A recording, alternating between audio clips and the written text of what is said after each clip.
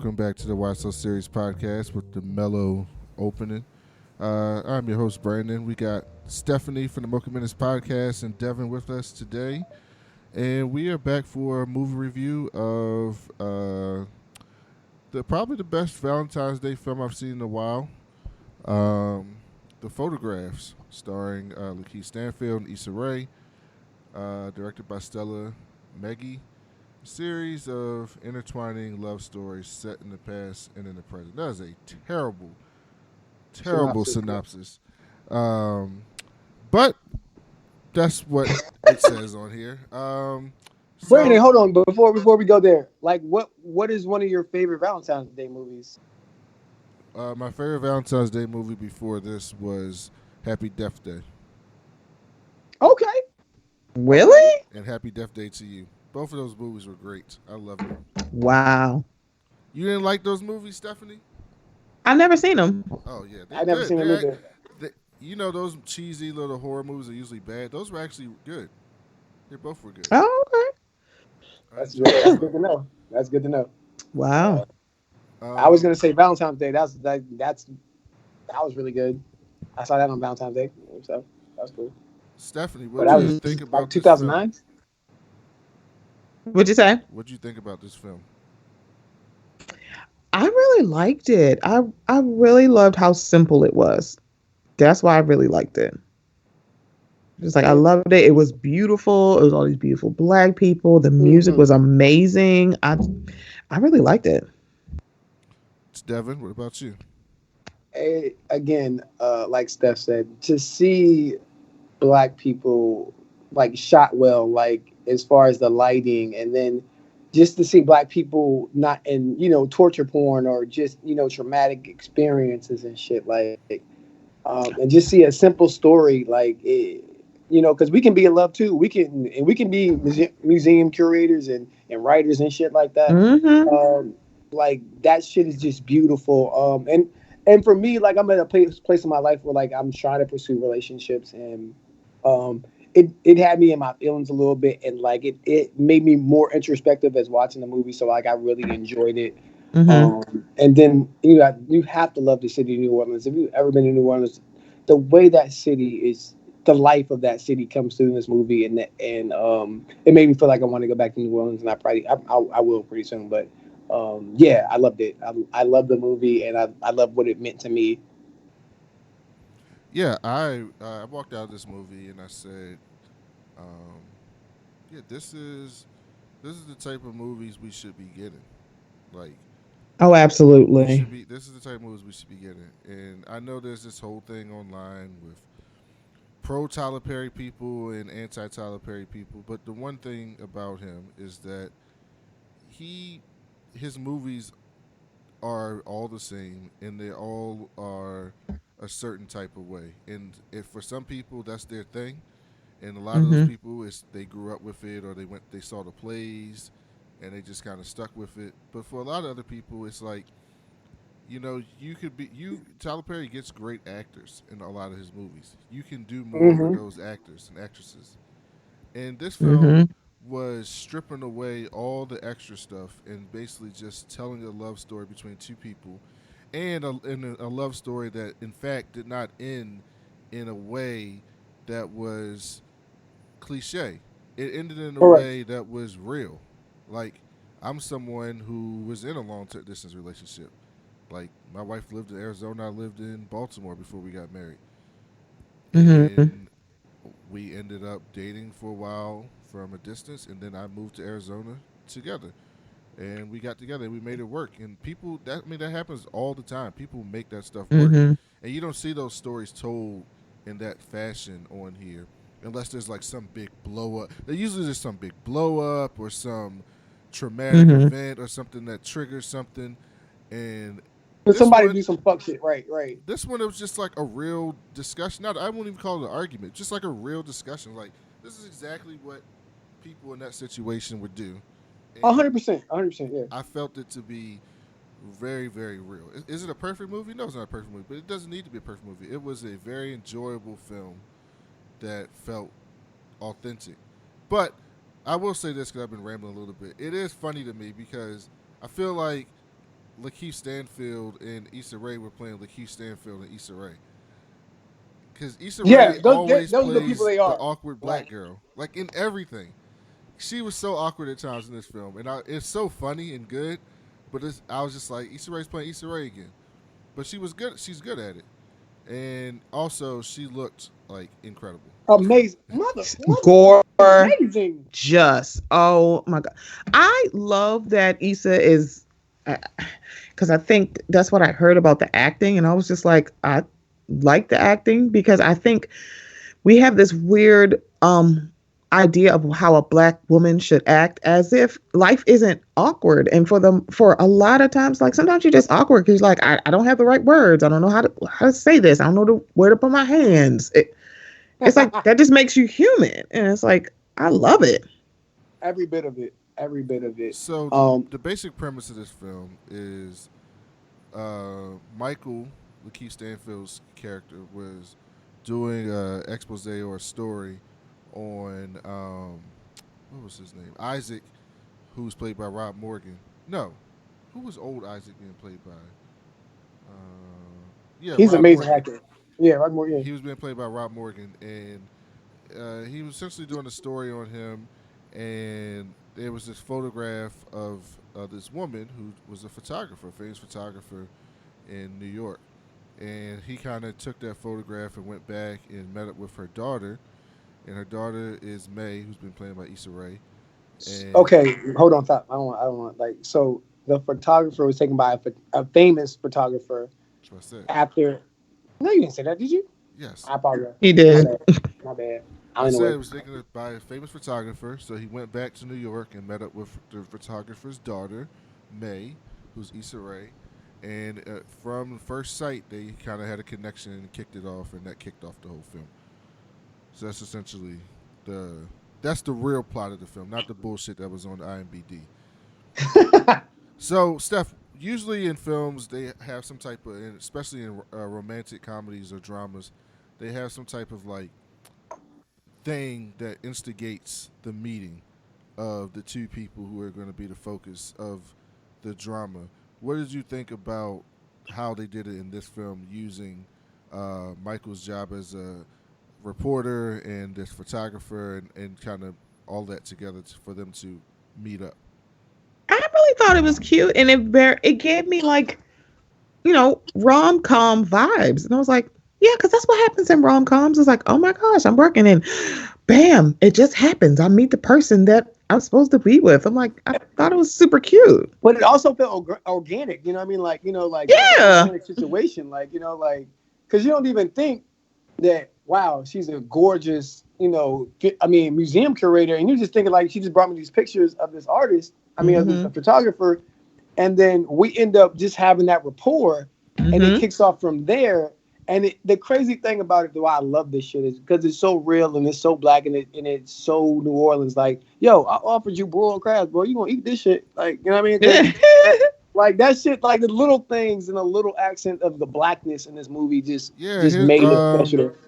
uh the Issa's grandmother, I mean Issa's mom had a full on um New Orleans accent, Louisiana accent, like full on, and it Yeah. was really good. I like how they get there because that always takes me out of movies when you go somewhere where you know how people talk and their accent, Mm-hmm. their dialect, and everybody's just talking like they're from New York or something, just or California. It was just like nothing. I'm just like, you're in like Baton Rouge, Louisiana. People don't sound like that there. Like they don't sound like Not that at all. there at all. Oh, I And like. Oh, go ahead, Devin. What were you gonna say? like I just love the fact that like we went to the 1980s and shit, right? And like if you think about our parents, Brandon, like our parents are those people, you know what I mean? What Like people?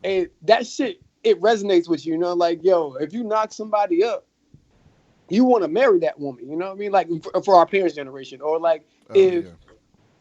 like if you really into a woman, you want to marry her. Like you keep asking her to marry. You don't care how many times she says. And like Well, it see, yeah, brought I me wanted back to to ask it. Stephanie about that. What did you think about how they handled um, Rachel and young Isaac's relationship? in the beginning, and intertwined in her mama.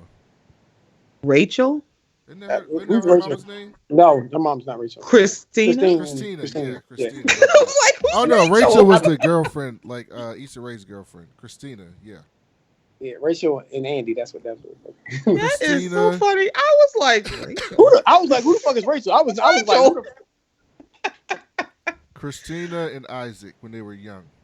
Um, I like that they were a lot that young, but they were not that old either. Um, I thought it was very cute, but it definitely showed the dynamics about young love and that dynamic of being a woman and just coming home to cook a man dinner is not as fulfilling as niggas think it is. Especially if you want to do more. And it was like, wow. And it was like, I felt that on, it's like, I need something more to, like, it's making you dinner does not satisfy me. And they didn't live together. Like, that man was knocking on the door. So it wasn't like, this wasn't the rest of her life, but she didn't see that as her life. And I think that is fair. Do I like that she just ran off to New York? No. But here's the thing. I love that shit. Wait, let me finish. Stop cutting me off. Thank you. Just getting hyped because you a thought. No, I'm kidding.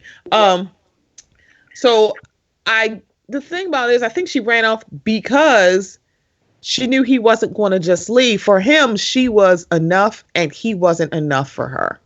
And that's what you really, really, really see. Mm-hmm. Well, she knew that it wasn't in him to just get up and move. Like it was going to be no convincing that she could do to convince him to come to New York. And the realest shit about it is that we're not even talking about, like, her passion to do more and to leave home was already in her. And I love the fact she didn't settle. And again, like, you see that from the beginning of the film. I wish I loved my life as much as I love my work, you know. And she knew that was in her, like, to pursue her passion more than her personal life.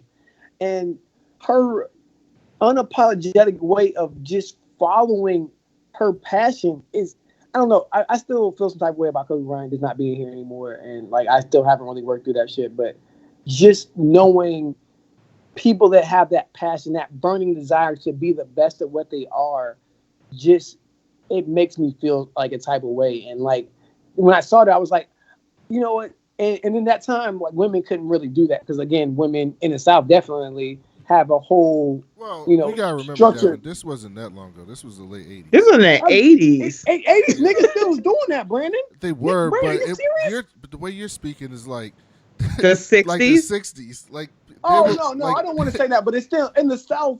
People have an understanding that, boom, if you knock my daughter up, nigga, you about to marry her. Like, nigga, like, but again, our parents' generation, our parents are in their 50s. Yeah, but our parents grew up in the '70s and in the '60s. In the '60s. Not the late '80s. But again, even if that happened, then you still, again, their generation, their parents were still there, and guess what you're gonna do with your goddamn parents? But here's the thing: when I think about Issa, I'm sorry to cut you off, Devin. I'm sorry. No, you good.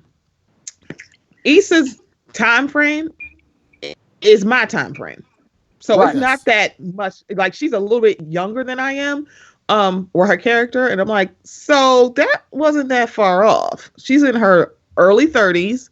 So it's not that long ago. I get what you're saying about it. Like, it's a different generation. And, with her mom saying, like, he can't take care of you. I mean, so she is from the generation from the 50s and 60s and 70s where it's like, if a man can't provide for you, he is not good enough. And her mom just saw him as some nigga on a fishing boat, is Bubba Gump shrimp. Right. And see, I found that part he didn't to be think weird. he could provide. And I was like, I felt like he had a really good job. Yeah, and I'm that's like, what I was gonna say. I found that part to be weird. You live in the middle of Louisiana. What else? Like, what is he supposed to be doing there? Like, there's only so many. Being a doctor, being a lawyer. There was some, like, and that's the other thing about the generations before us. It's like, if he's not like an investment banker or a doctor or a lawyer, if he's just some nigga on a boat, it's like he ain't good enough, because it was like romance and finance was entangled. Right.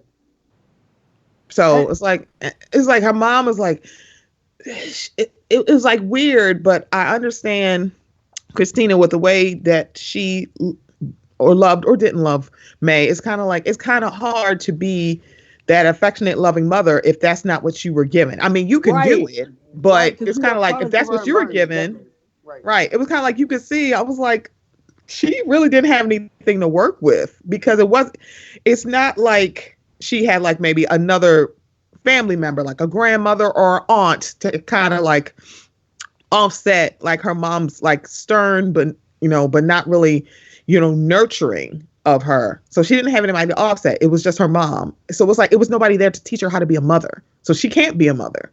And that's what hurts. It's like, wow. It's like parents do so much damage to children and then they pass it on to their children. And it's kind of like, until somebody says, I'm going to break the cycle, it's not going to break. But it probably will break with May, which I love the fact that her name was May. Why? I was like, yeah, Why? that definitely, because that's an 80s thing. It's like you weren't Oh, seeing a okay. lot of Oh like yeah. Lakeishas and Tanyas. And I mean, I know a couple girls like named Well, in the Tanya, but it's South. kind of like, but it's also, yeah, it's also the South. Hmm. So it's kind of like, I love that her name was May. I'm like, I love that down home Southern name because her mama grew up in the 60s. So of course, her mama is not naming her something stereotypical that you think would happen in a black film. So that's the other reason why I love this film. I thought also liked how nobody was really like. I guess the best word would be toxic. Like Right. when Mm. they talk to Isaac, right? Even in that period, like part of you is going like Isaac. You can't tell that she wants more than that. But the entire time, he was never like, "Bitch, you gonna stay with me? Like, don't you love me?" Like he was never that type of dude. And then even when he was older and looking back on retrospect, it was like a grown ass man thinking like, I had a decent life, but that was the love of my life, and I should have took that chance. Like I was too scared. Man, that shit I was hit home too. though, I bro. was afraid to take the jump, or I wasn't ready, and I should have took that jump. And then even the point where when Issa came, and essentially you find out, we're spoilers, but you find out that Issa is Isaac's daughter. She goes like, I was here, like I saw you," and she was like, "Aren't you mad that like she didn't tell you that I was your daughter?" And he was like, "I was mad I didn't ask." And I was like, "That is some Real real shit. introspective Yeah, shit." That because one, it's kind of like you had to do the time frame. It's like, so how old is she? It's like he didn't even ask because I think he just He knew. knew. He knew He though. knew. It's like, but she don't want to be with me. She don't want to live down here, and I'm not moving. So what do I do? Because all I can do is give her this ride to this train station. I mean, the bus Right, station. right. now my theater, the funniest part of my theater was when when she came back down and she was hanging out with an old girl, and she was like, see, it's one thing I need to tell you that Isaac got married, and she got married to the Ashley girl." The Woo, actual she was hot. girl. It was like it had to be her. Oh I no! was It's only like gone 3 months, nigga. I was gone 3 months, nigga. I was like, well, damn. I It's like mean, hey, you know she'd be around them docks. You know she'd be around them docks. that's what you know. It's like, woo. That was kind of funny. Speaking of funny, Lil Rel Howery is hilarious. He Amazing. is so First of good. all, I time out. love him Let's so pause for much. pause for the cause. We saw a whole black family being a black family and it wasn't toxic and a loving relationship on a fucking Highly big. I upper middle love class black family as well. Yes. yes. It's like not struggling, not doing the struggle love, like literally like just regular old black people got two kids and they're like, look, Netflix saved our marriage. It's a joke, but I think it's That shit's hilarious. funny though. That shit I was was funny. 'Cause like, I was like, that's the life that I want. I want to be like married and me and my husband watching like shit on Netflix and streaming. I'm like, can't beat that. Yeah, Lil Rel Howery is great. His He's delivery so good. is just So amazing. Like perfect. he's a movie star to me. Like he's a real movie star to me. Cause like again, he made Get Out to me. Um, like as I far love as Get Up. like he made that shit. Like like because he said the regular black people commentary that we would say in the movie that we say to the movie screen. So like Mm-hmm. I just like I love it. His wife was Tayana Parrish, right? I don't know who she is, but she's amazing. She's great. I don't know who she was, but she was good. I think it was Tiana Paris, who I like absolutely love. What is she in? Tiana Paris was on Beale Street. She was in Okay. Chirac. She was Oh, she in was in Beale Street. Okay, yeah. Dear White People. She's playing Monica Rambeau in the Marvel Hold on, that's not shows. Monica. No, she's playing Monica Rambeau, not Oh, Monica's mama. got you. Sorry. Yeah, that is Tiana Paris. Yeah, it was Tiana Paris. I love her. Like, love Tiana Paris. But I loved it. I love those scenes with her and Laura Howery together. I love the kids because they were acting like kids. Because that's how Telling kids everybody act. They business. just tell shit, just speak, just talk. And I love Issa's reaction. Like, who is what was her old girl's name? Tessa. Who is Tessa? Like, she just said, like, who is Tessa? And Lakeith Stanfield's face was so great. And we haven't really talked about him, but He's amazing. Yes, can we please talk about him? Can we please talk about Mr. Bedroom Eyes? He is great. Oh my god. I liked him better in Sorry to Bother You, but I also I thought was Sorry gonna to say Bother that shit You like was a amazing movie. a high level film. But in this film, his subtleness and his Who he just, it's him, like you said. He's playing Lakeith Howard, and like that's the same nigga that he plays in Atlanta, and like, and that's the same thing he played in Sorry to Bother You. Like the way he conveys his emotions, you feel like you understand what he's saying before he says it. You feel all his emotion before he says his dialogue, and that shit is amazing, yo. the realest part of this film was when he first walked in and saw Issa.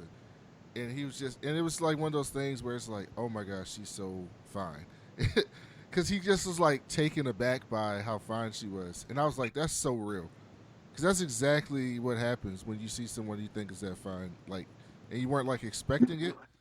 And he kind of just walks back there and just like, excuse me? Like, he was just kind of at a loss for words. It was very like real feeling in that situation. I also like how Courtney B. Vance just played a side character, but was like, oh my god, so good side character, which you don't really Cool. see Johnny Cochran playing that character too much. Lord, you know what? Angela Bassett's husband. Come on. I'm sorry. I need people to give Courtney B. Vance his things. Because homeboy be eating up the scenery when he in scenes.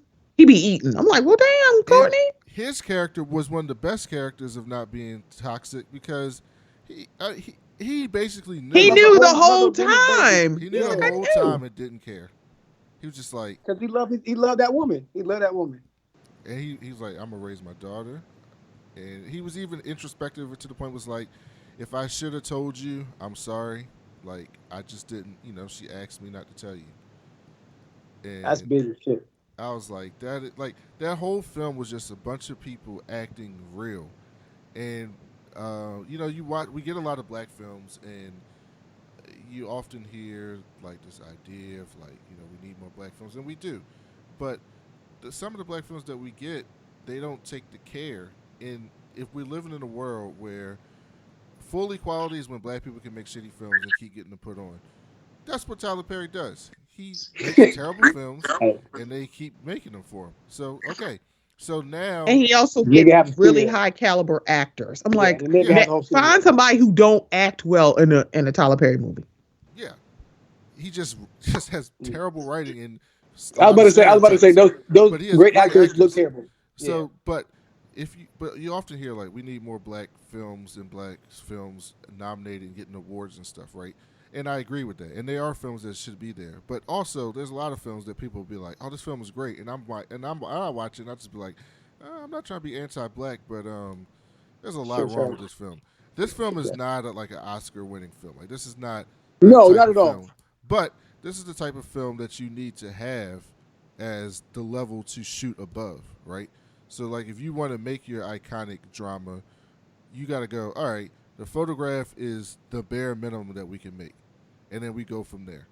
And that's how good this film was. And when you want to make that type of level film, and it's also good to see a film that, like Devin said in the beginning, that there's no, there's no trauma, there's not police action or somebody dies or poor people, or it's just regular folks, like middle class black folks doing middle class black folk shit, traveling, going out to Mm-hmm. eat, like Going to see Kendrick Lamar in London. going to see. That's I that's liked just it dope. because I'm a movie guy. Going to see a movie with subtitles, like I was like, when do you see that with ooh. black people? And Y'all to, better come. Y'all better come to the Charles Theater because that's where they at, boo. oh yeah, I used to go to Charles I Theater love all the you, time for I'm just saying, I screenings. would love to go see a subtitle film with a boo. nigga. Hit me. Stop being. I ain't your boo, but goddamn, hit me. And Let the me try thing, this again. I said I want to go with my boo, not somebody else's boo. I'm Right. just kidding, Devin. I'm just kidding. We can go up. We can go to a movie. Ain't nothing gonna happen. and the thing about that is that it is like here's the thing: stereotypes often are based on some type of fact. Like even the Mm-hmm. ones that we hate the worst, they often are based on some sense of truthness and reality. Even the worst ones, and so there is this thing where there aren't a bunch of black people going to see those type of movies in real life. They're just not, because I go and see those movies and there ain't be no black people in there, no matter where I'm living in the country. So, but part of it is not marketed to those people, and part of it is just it's not part of our general stereotypical culture. However, it's good to see movies that explore subsets of the culture. Like every movie doesn't have to be mainstream, typical, stereotypical black culture. Like there's black people into everything, and no matter if the numbers are smaller or not, those people exist, and so you can Right. give those traits to Mm-hmm. people in a film. That's this film absolutely is marketed and would work for a vast majority of black people. However, that doesn't mean all the traits of the characters in those films have to be as such. You can give traits in those movies. Like a museum curator, I bet you there's less than 20 black women under 40 museum curators in the country. Probably less than 10, I would bet. Like that's not going to be something that this is commonplace, but that doesn't mean it can't happen. So why can't that person be um, a museum curator? And I really love that a lot. Yep. And especially with this coming not too far after Queen and Slim, like the dichotomy between those two films are Ooh, stark. ooh, Oh, ooh, get it, girl. ooh, Say what you gotta say. ooh. Get it out. Ah, ah. Brandon, I'm sorry to derail the conversation. Can I just tell you, somebody put on their Instagram story a part of that sex scene transposed with the protest scene, and I was in my house screaming. I'm like, oh my dear God, this is terrible. I was like, I'm like, I like the booty shot from Daniel. I was like, y'all didn't tell me this shit was in a car. This makes it even worse. Y'all fucking in a car? I thought y'all was in a room in a bed. I was like, wait. None of y'all, but I did like when Homegirl cocked her leg up on the back of the chair. I was like, You yes, better. bitch, you gotta You put your better. leg up. It's a better angle. But what I'm saying is, y'all didn't tell me it was in a car. This makes it worse. Go home, young man. Just go home. No, what you gonna do? Kill me? What the fuck is going on here? Little nigga, if you don't go home, I only saw 45 seconds and I'm like, yep, I'm done. Nope, I'm not seeing this. Nope, not today. Now, I really liked in this film, I liked how that whole sex scene went down in this film. I did think that it was kind of Because like I got to see. Woo. like Are Lakeith we not gonna Stanfield. act like the Northeastern never happened, Brandon? Are you gonna act like the Northeastern never happened? You were still in Baltimore at the time, so like you gonna act like that never happened? What? The And like, Northeastern and all these babies was getting born in fucking in May. I guess that happened. Look, I'm Oh, saying the lights go out, dick is coming out. It better be coming woo! out. It's like, Say it again. Say it I'm again. just saying. When the lights go out, what? The dick is coming out. Woo! It better be. It's like, that make it was so funny. She was like, he's like, why are you sitting there like you praying? I was dead. That was Because I'm funny praying as for shit. willpower. Because that shit real. like, I'm That praying shit for real. willpower. I'd be like, oh That girl, shit that would real. have been my prayer. Please don't let this dick be whacked. That's what it is. That's what I thought. I don't want no subpar mouth or no like struggle strokes. None. Like, whoo, Like that should be the no name of the subpar fucking mouth. review. The struggle strokes. Look, I'm just saying, whoo, that is just tragic. Subpar dick. Woo, woo, just a mess. She was going through it right there. And then they had to show up at the house, and Lil Howard was like, "Oh, I know what y'all niggas was doing." They grown, they know. It's like, come on. He's so fucking funny. He is so good. His timing was everything, and that's what a black dad, a black married man does. When a nigga's single, he's taking all the shots, all the shots. I also like how they played around with what you thought about people. So like when Rachel and Andy were talking, they made it seem like Rachel was gonna be like, oh, she the stuck up light skinned girl that don't want to deal with the dude. And then you come back and she's like, you going out with Andy? Mm-hmm. Like, I kind of like the dude. But Rachel was so broken and shit from toxic or fucked up relationships and shit, or just shit that didn't go right, that like you be embarrassed to fucking say that you really like a nigga and shit, because niggas been trash for so long in your life. You never really want to be like, when you like a nigga, you never want to give it like the energy that you want to get it. Like, and Andy was like a little younger, and Andy was like genuine with his feelings. Like he was like, yo, I fuck with you. Like, well, Andy was another different character. Like, look how he was dressed. Andy was an intern at a newspaper office wearing high waters and shit. Like, where do you see that without? And he wasn't portrayed as like an urban type character. It's New York. So I saw. I mean, like, listen, the niggas that you see typically from New York are like Tim's, fucking like DeSuze and Mero. DeSuze and Mero. That's the stereotype New Yorker. But again, this movie is real. Like, and those people exist in New York City, because New York City has eclectic, just like people. They're just eclectic. So you never know what you're really gonna get in New York. So you can do anything in New York, honestly, and get away with it. And being black in New York doesn't make it any different. Like, you still be fucking with trends and you still fuck with vibes and shit like that. So I mean, I fuck with the movie because they showed that. You know what I mean? Like, he's 24, and so he follows trends and shit. You know what I mean? Stephanie, what did you think about the point with how Lakeith handled getting a job in London and them just starting to feel each other, and then him moving to London? How do you like how they handled that whole part? So I am probably in a minority. I thought that was weird and somewhat unreal. No, actually, you know what? No, I'm going to keep it in rom-com thought. Don't do it. No, go. Yeah. Go, I'm going to keep it there, because I think I thought it was fair of Issa's, of May, to just go, okay, so you could have just told me, because it wasn't like he didn't say, hey, I'm going on a job interview. It's probably nothing, because here's how he built it up. I interviewed for a job in London. I'm probably not going to get it. So of course, if you hear that, you're going to go, oh, then I don't really have to go. I don't feel like wrong for opening myself up to somebody who's about to leave. And so the way he handled it was terrible. Oh, like, no. Why? I do. It's like, the thing about it is, it's not like she didn't know that you were interviewing for London. So why didn't you just tell her? It's like, just tell her. It was just kind of like, so I just want to be open. No, I'm not fucking with this, because I feel what you're saying from a woman standpoint. But so I know I got this job, right? And I told you in the storm. But the way he built it up wasn't like, oh, it's kind of like, I don't want to. He said, I interviewed, I'm probably not going to get it. He said that's it. He said, not going. I don't think I'm gonna get it. He's like, I'm probably not going to get it. So it's kind of like, but when he was in the office with his boss, he knew he was getting that shit. When he was in the office with his boss, he knew he was getting that shit.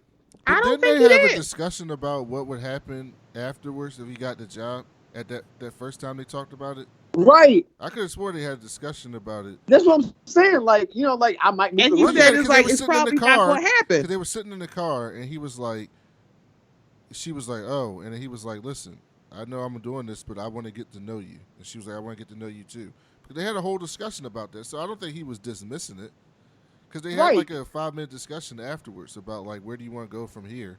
With you. The function was in New Orleans when he didn't tell her, but again, it's not function. That's what I'm talking about. No, but I get what you're saying. But again, men go off vibes. Like, again, he knew that shit would fucking destroy the day.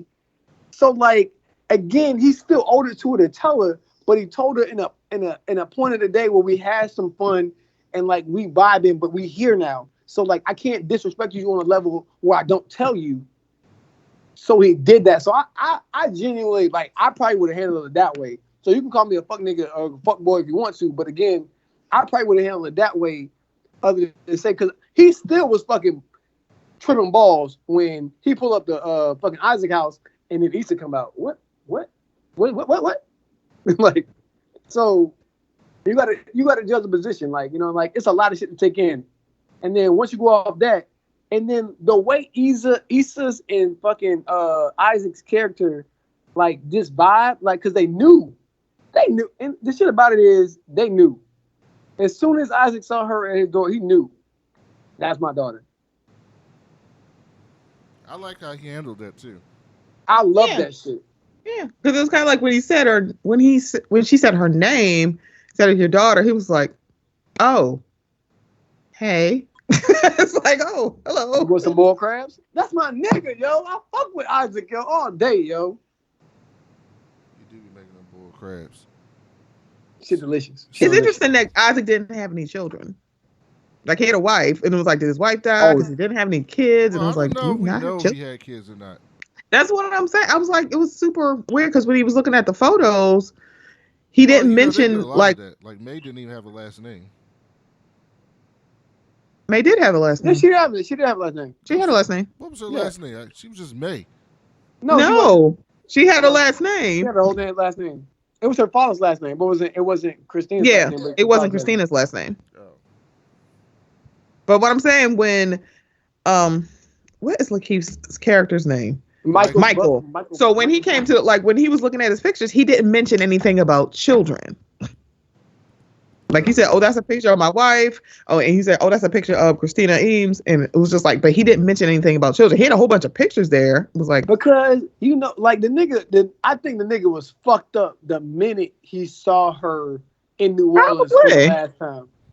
But it's like he also got married 3 months after she left, so it's like, wow, this took some time. It's like, but you see this child. Oh yeah, you're right though, because I mean, I don't know what their relationship was, but you know how.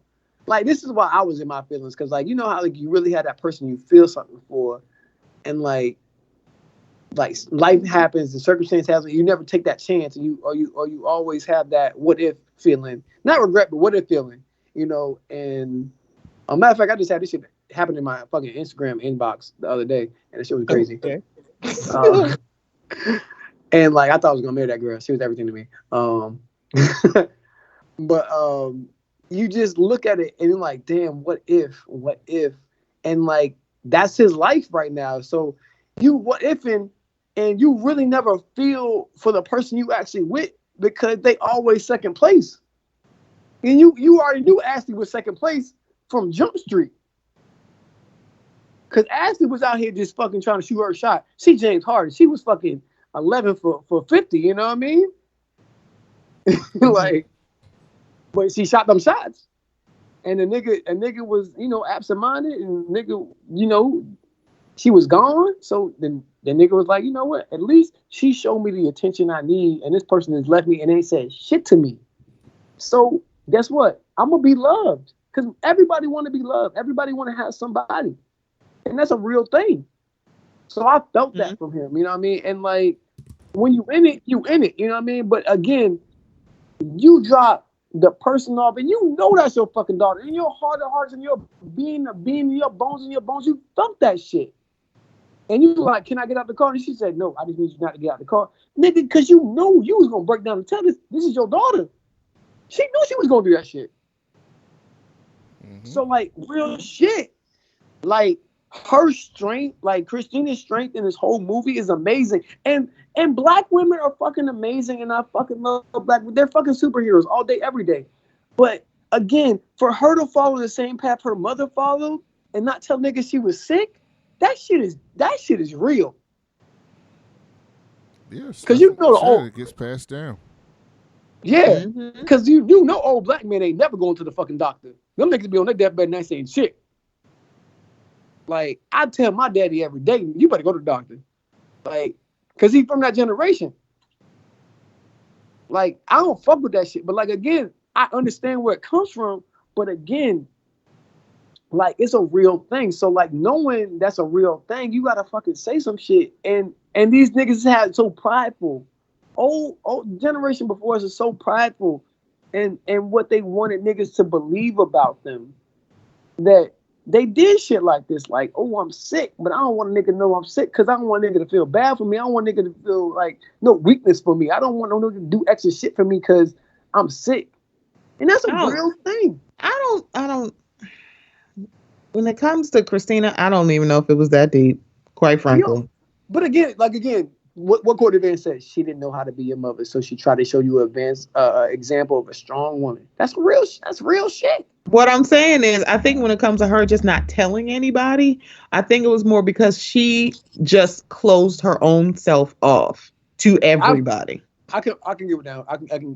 That's why I'm saying I don't think it's like as deep as that. It's more of even with the issues with her mom. It's like she wasn't even open up to her mother on how she felt about Isaac.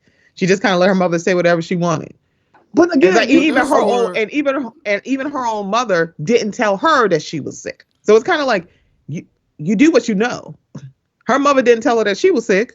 Her mother just died. She'd only been gone 3 months and her mom died. So how long was she sick? So I think that's other reason why she was like, maybe you should live by herself, because she knew she was sick. She didn't want her taking care of her. Yeah, so it was like Christina did the same thing. It was like, because when May was talking about how I moved to Chicago and she didn't even come to the airport to see me off because she didn't love me. And it was like, no, it wasn't that. She's just really, she's not good with goodbye. Some people just can't do that. They're like, if I'm just not there, it's like, I don't have to say goodbye to you. It was very interesting because if you notice, May doesn't call her mom. He calls her Christine. Like, the entire Christina. time she was Christina. She wasn't mom or mommy or whatever. She was Christina. Because she probably didn't have that relationship with her. Yo, she said she didn't have that relationship with her. Yeah, she was saying my mother, but she didn't call her ma. Yeah, she didn't call. And then, like, again, Issa felt some type of way. My mate. Like, she called me my mate. But, like, because she felt that shit, but she could never express that shit because of her mother or you know, these demons of the past and shit. That shit is crazy. Mm-hmm. But it's a real thing. I hope people get from this shit that they can see in their own relationship with their parents. You know what I mean? Like, yeah, it's a lot going on. Stephanie, anything else you got about this film we didn't talk about? Did we talk about how good the music was? Oh yeah, the music. My wife actually listened to the soundtrack today when she was cooking. Yep, it's on Tidal and it's on Spotify. I'm like, ooh, because it's a song. Because in the sex scene, I think that's the Erykah Badu song. Mm-hmm. Look, like, so in my personal life, I have a woman that I call AB. Her first name is whatever. It starts with A, and then like I just gave her the last name Badu, right? But what I'm telling you is I'm scared to even pursue something with this woman because I don't want to sleep with this woman because I ain't trying to be out here like fucking Common, Andre 3000, Jay Electronica. I ain't trying to be out here knitting hats and spitting haikus and wearing fucking, you know, crochet pants and shit. I ain't gonna do that shit. But again, that Erykah Badu energy is real. It's a real thing. Yeah. Devin, her and her pussy candle. Oof. I'm like, y'all gonna get that pussy candle. Yeah, Again, she got the whole world thinking about, I'm trying to smell, but that pussy smell like, I'm trying to see. That's crazy. That's powerful. That's what I'm saying. That's powerful. But I think that, you know, everybody should go see this movie just for the simple fact that if you're black, it's Black History Month. I just love that it came out in Black History Month. We got to see beautiful blackness. We got to see blackness of variety that we don't see on the screen. And we got to see a beautiful black family. We got to see in the middle class. The nigga said, bruh, take my car to drop her off and then come back, nigga. Like, that's crazy. We got to see black love that can still maintain a long distance relationship because the connection is that real. It's so much more, like, this shit is so introspective for me as far as like just being single and out in this world. Like, and you can have conversations with people because this film is literally a conversation of adults saying they want to be together, but going about it the right way. And we never see that. In this Instagram culture, we always want to be so toxic and we always want to bash a motherfucker. But again, we never see the triumph. We never see the success stories of people doing long distance relations or people really fucking giving a fuck about each other and pursuing a relationship. And it gave me a lot of pause to say like maybe I should be pursuing these things that I don't pursue because I'm scared, Mm. because the fear is real, like again, Isaac's fear was real, and he knew the whole time that Christine wanted to be more, and he knew if I didn't lock her down, she was gonna go and be great. And that's a real thing he faced and he accepted. But guess what? He supported her every step of the fucking way. And a lot of people can't do that. A lot of people can't look at somebody and be like, I know your greatness. I want you to be great. And I'm going to support your greatness. And when you leave, yes, I'm going to have a reservation, but I want you to be great. I want you to follow your dreams. And that's real shit. Because a lot of people don't know that kind of love, because that's a part of love that people don't talk about. Because it's Is that unconditional. Yeah. So it's kind of like you can love somebody enough to just go, I know the truth. I want you here, but I know that I am not enough. And that's like a gut punch to anybody when your partner is enough for you, but you're not enough for your partner. And it's like you have to love them enough to go, I'm not enough for her. Yo, She got to do what she want to do. In my personal life, I love a motherfucker that loves me, but I know the motherfucker she wants to marry is not me. So I literally have to let that motherfucker go. And that shit is real. And we still friends. And I live with that shit every day. You know what I mean? Like somebody that I know loves me, I will never be enough for them. And that's a real fucking thing. You know what I mean? So like to be adult, like I know our friendship matters more than anything to me. But again, I die a little bit inside knowing that nigga ain't me. I'm better than that nigga. Or I would be better for that nigga than her. You know what I mean? So like that shit real. So like again, but I want her to live her life and to explore everything she wants to explore and be happy. Because if she's not happy with me, why the fuck would I want to keep her? I'm not, because I love her genuinely. When you love somebody unconditionally, you just want what's best for that person, and that's real. Right. Right. All right, yeah. The only thing I'll say is I thought it was funny when she laughed at all them rich white people when she got that photography job. That was funny. That shit was great. And then also, let's be real. We didn't even talk about this shit. The Drake and Kendrick conversation is so fucking real. Because Drake is a fucking voice of a generation. Is he? Kendrick, fuck you. Yes, I'm in that. is. He is. That's not a Is good thing. he? It's not a good thing, but it's true. It's a fucking real thing. Stephanie. So if you say if someone's a voice of generation, no, not Drake. No, Drake Kendrick is absolutely the voice of a generation, and it's Yeah. not a good thing. I didn't say I it's a don't good thing. agree. I'm just saying, but it's a real thing. Because again, niggas don't feel comfortable talking about their feelings, but again, they can put a Drake song on, and the nigga can relate all his feelings through a Drake song. That's a real thing. Sure. Sure. I'm not saying it's. I'm not saying it's a good thing. I'm not saying it's a Drake, bad thing. if you gotta think about it from like the 2010s, right, from 2010 to now, Drake is the guy in hip hop. He is. He is. Nobody wants to admit it because it's Drake and he's a herb, but he's that guy, unfortunately. And there's a whole generation of people who grew up during that time who their guy is Drake. And It's not even. It's not even their guy's Drake. It's that Drake literally can convey a feeling for you that you couldn't express to somebody. Like, and you gotta live with that shit. Like, okay, boom, the best I ever had. Like, boom, that bitch is gone though. You the best I ever had. So I'm telling you after the fact. You got Marvin's Room. I'm in college. Guess what? You up? I'm up, nigga. I'm drunk dialing, nigga. Guess what? You gonna let me come through? Like Drake, he got it. He just was tapped into his feelings enough to be honest about what was happening at the time he was fucking living life. he's also a Sure. sucker. He's also Sure. a sucker. No. The nigga did say he stripped off with some strippers, and so he fucked some porn stars he's afraid to admit and shit. So again, I'm not saying it's good or bad, but it's a thing. Sure. I'm just going to keep saying sure because I'm sleepy. Oh, hey, well, baby, let's get all this shit. Thank you, Steph. You are amazing. Hold on, what are you doing? Steph has to give her score What am I using? out of 10. It's a solid 9. Oh, okay. Devin, what's your score? I'm gonna give it an 8 Just because it's a rom-com and I really don't like fuck with them stuff like that. But yeah, it's good. It's really good. I love being black and I love seeing this in Black History Month. And happy Black History Month, guys. Yeah, this is a 8 out of 10 to me, and I really enjoyed it a lot. And you should definitely go see it. Be- Before we get out of here, Stephanie, listen to this. This has nothing to do with what we just talked about, but I think it's funny.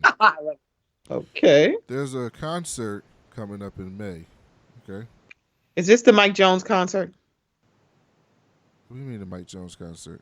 Apparently, there's some festival coming up, and Mike Jones is going to be there. Yes, but go ahead. Is that. Yeah, this is that. Do you know who else is at this concert?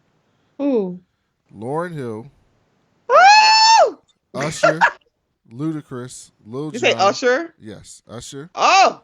Ludacris, Lil Jon, TLC, Janae Aiko, Megan Thee Stallion. Oh shit! Listen to this. This is crazy. Nelly, Sean Paul. Like, this is all over the place. T-Pain, Brandy, Monica, Ja Rule, and Fat Joe. Ja Rule is murder.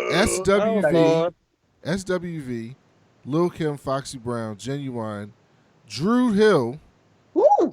Next, Tell me what you want. 112, Mario, Twista, Eve, Trina, Tweet. This is crazy. A. Marie, Mace, Cameron, Mike Jones, Montel Jordan, John B. Yo, John B got hits. Where is this supposed to be? This is in What LA. the fuck is this happening? What the fuck is that? Oh. Who is that marketed to?